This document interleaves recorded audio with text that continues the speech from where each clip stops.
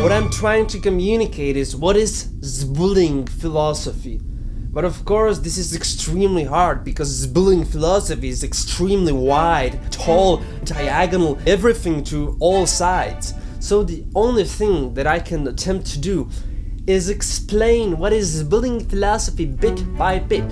So today I'd like to discuss Zbuling from the point of view of architecture. Let's start with addressing some problems with modern architecture. Let's have some fun. Let's rant a little bit.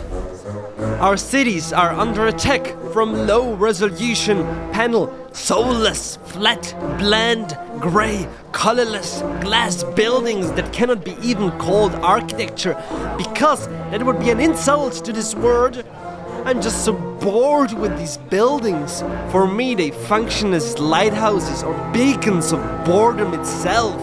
Whenever I see them or whenever I'm anywhere close to these buildings, I feel like my brain is emptying out and my childlike fantasies are dying. Low resolution, low effort panel, low poly buildings. In contrast, this is high resolution glass architecture and patterns. The material is not the problem. Glass can be artistic, very intricate, very beautiful. So much beauty can be achieved on glass facades. The problem is the sheer laziness of these corporations. I don't know what type of losers designed those buildings. Offices for lease, office with a river view. Are you joking?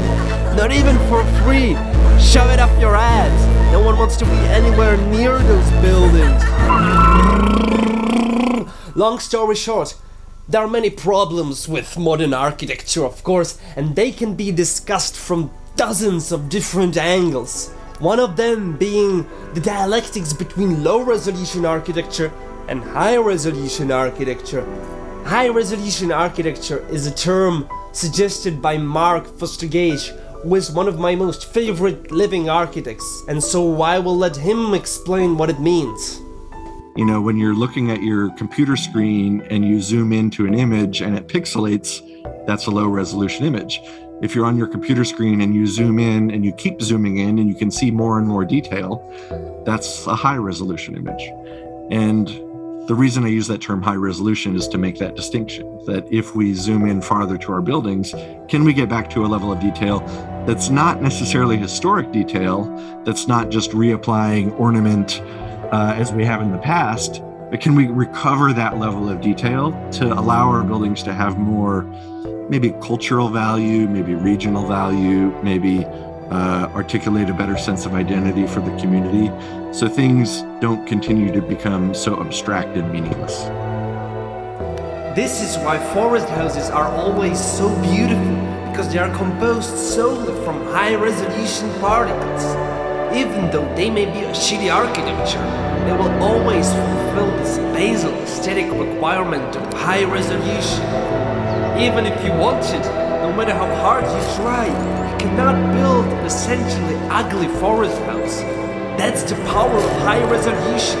I was very inspired by this concept, and so I decided to explore it a little more in my own architectural process. My idea was to model a low-resolution building, then somehow inject high resolution to this, and then compare those two in terms of emotional and aesthetic effects. I had this beautiful dream about a spirited city with monumental architecture looking like it was designed by Kahn. His definition of monumentality being the following. Monumentality in architecture may be defined as a quality, a spiritual quality inherent in a structure which conveys the feeling of its eternity, that it cannot be added to or changed. I vaguely remembered this one cubic building from the dream that I thought would be a perfect choice for this experiment. I first tried to recall it by drawing what I remembered from the dream. Then, when I had the outline and the basic form in my head, I took it to Blender and modeled it in its simplest form. Low poly, low resolution for now. Just to have this basal elementary model to be later injected with high resolution. This is how it looks.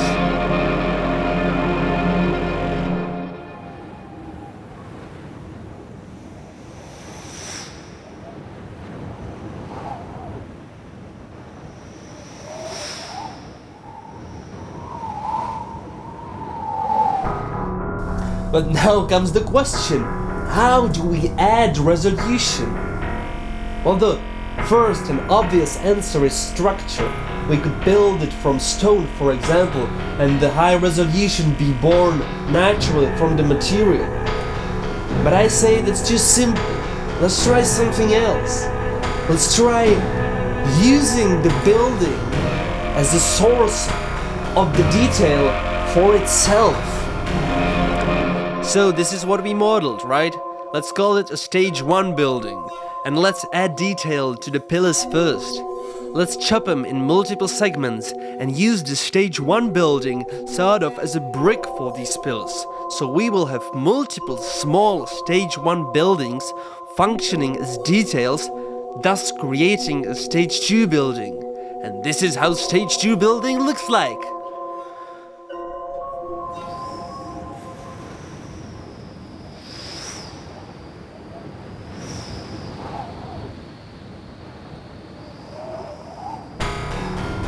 Now in the stage 3, we can just use the same principle on the smaller pillars and on the other sides of the building as well. Basically, insert the building anywhere where the massing is dividable into squares.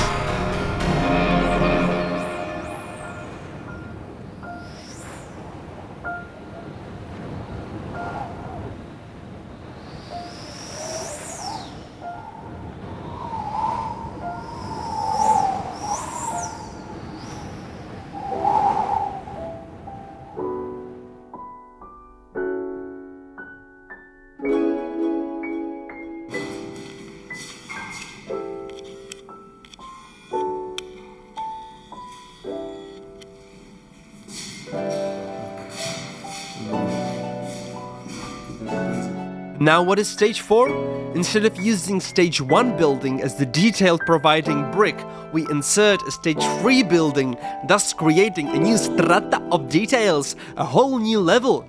And this process could be repeated infinitely. You could take a stage 4 model and use that as the brick, then stage 5, stage 6 and stage 700 million. Now see the difference between low resolution and high resolution architecture. And remember, we didn't do any additional modeling, we just used the same geometry over and over again as an input. So from all of this, at least we gathered one puzzle piece. In Zbuling, in the future, in our future, there will be high resolution in the streets. And when the time comes, be sure to vote for Zbuling. For now, just spread the word, spread the philosophy, and enjoy the city of high resolution.